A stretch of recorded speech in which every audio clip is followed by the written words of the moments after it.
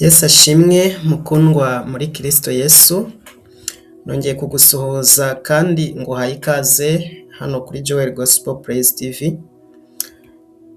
Birashoboka ko uyu munsi waba ufite ubwoba cyangwa se waba ufite intege nke cyangwa se waba wumva uremerewe n'ibigeragezo by'uburyo bwose mu mutima wawe, ariko ndagusabye kugira ngo ufatanye nanjye gusenga rino sengesho muri iki gitondo. Muvandimwe, mbere y'uko dusenga, nyemerera ubanze ufatanye nanjye kumva iri jambo. Uyu munsi muvandimwe, turazirikana ku mbaraga zibonerwa mu izina rya Yesu Kristo. Nje kukubwira ko itsinzi iboneka ivuye kuri Kristo Yesu wenyine. Izina rya Yesu ntabwo ari izina risanzwe, ni izina ryahawe ubutware buruta ubw'andi mazina yose. Ni izina rikiza, ni izina rikiza abarwayi, ni izina ribohora imbohe, kandi ni izina rihumuriza abababaye. Uyu munsi nawe umutima wawe ushobora guhumurizwa na rino zina risumba andi mazina yose, kandi iri zina ritanga gutsinda imbaraga z'umwijima. Iyo umuntu ari mu butware bwa Satani, nta kindi kintu gishobora kumukurayo usibye izina rya Yesu Kristo wenyine, ryonyine rishobora kumukura mu mwijima rikamujyana mu mucyo w'itangaza. Nk'abizera twebwe ntidutsinda kubera ubwenge bwacu cyangwa imbaraga zacu, ahubwo dutsinda kubera Yesu Kristo n'izina rye rifite ubutware bwose. Uyu munsi reka twiringire imbaraga zibonerwa mu izina rya Yesu Kristo. Izina rya Yesu Kristo riruta andi mazina yose, nk'uko ijambo ry'Imana ribivuga riti, nicyo cyatumye Imana imushyira hejuru cyane ikamuha izina risumba ayandi mazina yose, kugira ngo amavi yose apfukame mu izina rya Yesu, ari ay'ibyo mu ijuru cyangwa ay'ibyo mu isi cyangwa ay'ibyo munsi y'isi, kandi indimi zose zihamye ko Yesu Kristo ari Uwiteka, ngo Imana Data wa twese ihimbazwe. Iri ni ijambo dusanga mu butumwa mu rwandiko rwandikiwe Abafilipi, igice cya kabiri umurongo wa 9 kugeza ku wa 11. Mukundwa, nta zina rifite ubutware nk'irya Yesu Kristo, ntaryo wabona. Erega iri zina n'abadayimoni ubwabo bararyubaha. Indwara zumvira rino zina zigahunga. Twagiye tubona Kristo ategeka agakiza abari bamaranye uburwayi igihe kirekire, agakiza indwara z'abadayimoni bagahunga. Ibigeragezo biratsindwa iyo twizeye izina rya Yesu Kristo. Imana ishimwe.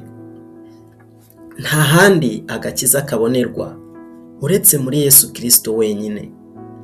Ijambo ry'Imana riravuga riti, kandi nta wundi agakiza kabonerwamo, kuko ari nta rindi zina munsi y'ijuru ryahawe abantu dukwiriye gukirizwamo. Byakozwe n'Intumwa 4:12. Agakiza ntikabonerwa mu mbaraga z'abantu, hoya. Ntikabonerwa mu butunzi dufite, hoya. Kabonerwa muri Yesu Kristo, umwana w'Imana wenyine. Izina rya Yesu ribasha gukora ibitangaza. Yohana 14:13 haravuga hati, kandi icyo muzasaba cyose mu izina ryanjye nzagikorera kugira ngo data yubahirizwe mu mwana we. Nimugira icyo musaba cyose mu izina ryanjye nzagikora. Iri zina rya Yesu, iyo dusenze muri iri zina twizeye, Imana iratwumva, iradukiza, iduha imbaraga kandi idufasha gutsinda ibidukomereye. Iki gitondo muvandimwe, nje kukumenyesha ko izina rya Yesu Kristo ari ryo buhungiro bukomeye. Ijambo ry'Imana riratubwira riti, izina ry'Uwiteka ni umunara ukomeye, umukiranutsi awuhungiramo agakomera. Imigani 18:10.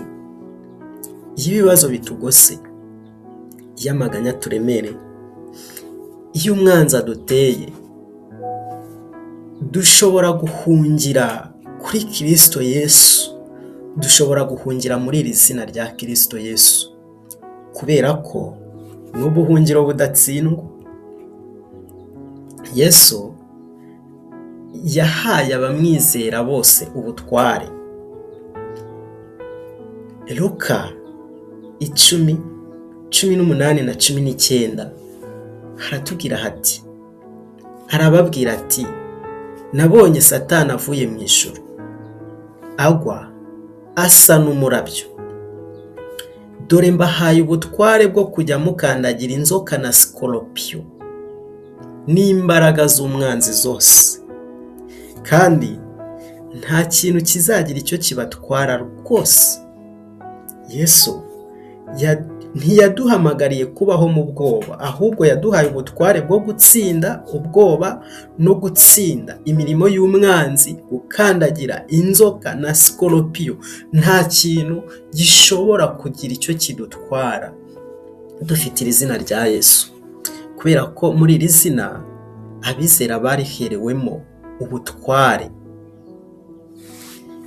Ntabwo dutsinda kubera imbaraga zacu, ahubwo dutsinda kubera Yesu Kristo. Abaroma 8:3 haratubwira hati, ahubwo muri byose turushishwaho kunesha n'uwadukunze. Uwo wadukunze ni Kristo Yesu, ni iryo zina twahawe. Nubwo twahura n'ibigeragezo, nubwo twahura n'ibibazo, muri Kristo Yesu turabaneshi, turabatsinzi, dufite ubutware, dufite imbaraga, dufite byose kubera izina rya Kristo Yesu. Muvandimwe, niba wumvise iri jambo, ndakwinginze gufatanye nanjye gusenga iri sengesho.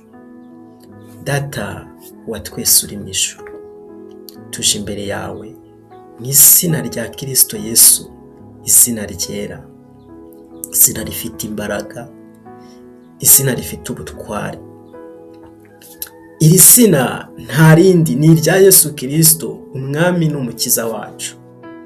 Turagushimira kuko watanze Yesu Kristo kugira ngo atubere agakiza, atubere ibyiringiro n'intsinzi.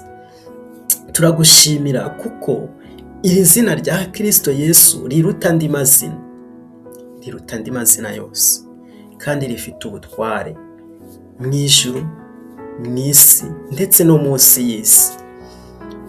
Mwami Yesu, uyu munsi twishingikirije ku izina ryawe. Turakwizera kuko ari wowe utsinda ibyo tudashobora gutsinda. Aho twacitse intege, uduha imbaraga. Aho tugira gutinya, uduha ubutwari. Aho twabuze ibisubizo, utwereke inzira. Ijambo ryawe riratubwira riti, nicyo cyatumye Imana imushyira hejuru cyane, imuha izina risumba andi mazina yose, kugira ngo mu izina rya Yesu amavi yose apfukame. Mwami Yesu, ibibazo byose duhura nabyo tubishyize munsi y'izina ryawe muri iki gitondo. Indwara zose turaziyambuye, tuzishyize imbere yawe kugira ngo zihunge mu izina rya Yesu. Amaganya yose turayiyambuye, tuyashyize imbere yawe, kuko agomba gutinya akimara kumva iri zina ryawe rikomeye. Ubwoba bwose turabwiyambuye mu izina ryawe Yesu Kristo.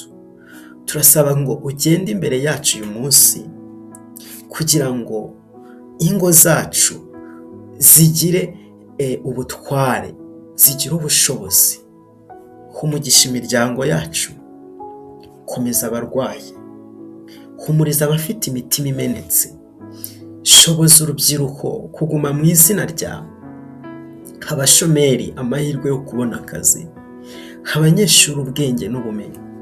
Data, dufashe kubaho twizera ko nta rindi zina ryaduhesha agakiza uretse izina rya Yesu Kristo, Umwami n'Umukiza. Dufashe guhamya ubutwari bwawe aho tuzajya hose, mu byo dukora byose duhindura abahamya b'ubwami bwawe. Haleluya. Turagushimira kuko muri Kristo Yesu turi abatsinzi, turi abaneshi, kandi nta kizatunesha igihe dukomeye kuri iri zina ryawe.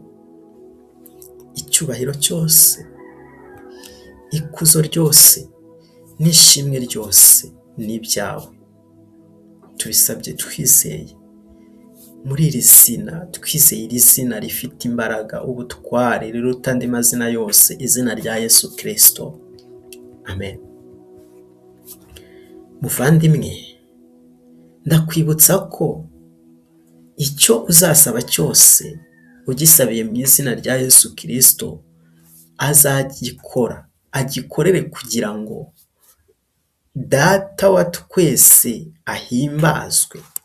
ahimbarizwe muri Kristo Yesu. Uyu munsi ujyana ubutwari n'ibyiringiro, wibuka ko intsinzi yawe itava mu mbaraga zawe, ahubwo ibonerwa mu izina rya Yesu Kristo. Izina rye rikuyobore, rikurinde, kandi riguhe gutsinda muri byose. Amen. Wibuke gusangiza abandi ubu butumwa bwiza, kandi ukore subscribe kugira ngo ubwami bw'Imana bwamamare, n'ibindi biganiro tuzajya tukugezaho ujye ubibona mu ba mbere. Habwa umugisha kandi ugire amahoro. Ndagukunda cyane.